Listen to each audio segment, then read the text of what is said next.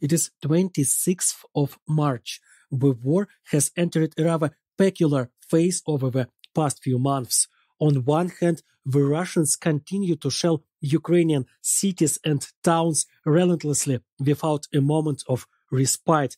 On the other hand, it is clear that the Russians are facing a serious shortage of munitions. How can this be? The shelling is just as intense as before, but the occupiers are running out of ammunition. The answer is quite simple. The Russians still have enormous stockpiles of small caliber mortar rounds. For example, there are enough of these to destroy a tent where civilians are receiving humanitarian aid and kill a few elderly people there, or to randomly bombard towns near the front lines, killing innocent passerby. But these rounds are ineffective against armored vehicles or bunkers. The Russians also have a large supply of rockets for their reactive artillery, which are launched in salvos and cover enormous areas with their shrapnel, killing everyone or almost everyone they can reach. However, this is a very specific type of weapon used against enemy armies located in open areas. Since the Ukrainian army has long learned to disperse, avoid open areas, and generally remain inconspicuous to the enemy, the Russians are using their reactive artillery like true terrorists, firing salvos of rockets at residential buildings.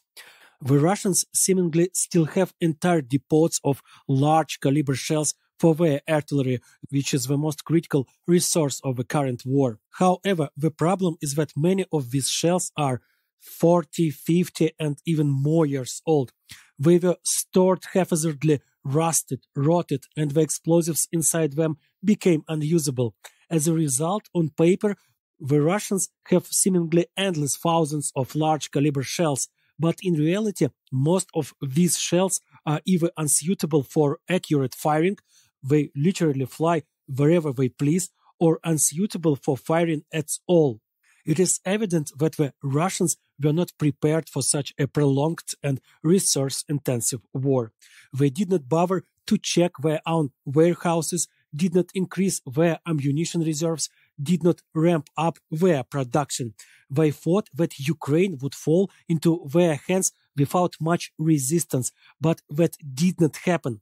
As a result, the Russians are now begging for ammunition, cartridges, and weapons from various outcast nations, from Iranian ayatollahs to North Korean cartoon dictator. According to historical documents, by the summer of 1943, Hitler already understood that his war was lost, but he continued the slaughter for another 2 years, increasing the death toll by millions of people. His only motivation was to hold on to power. Even an obviously abnormal person, a complete maniac, he understood that defeat in the war would mean at least the end of his rule and most likely the end of his earthly journey. That's why he continued the war until the very end, until there was nothing and no one left to fight with. Putin is also obsessed with the thirst for the power. He is willing to sacrifice everything and everyone to maintain it. His war is already lost.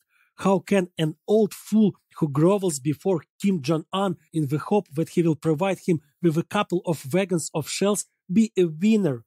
But Putin will continue this war even when he has nothing left but rotten shells and tanks built in the Stalin era, because the end of this war will be the end for him, and we need to speed up this end, of course, on our terms.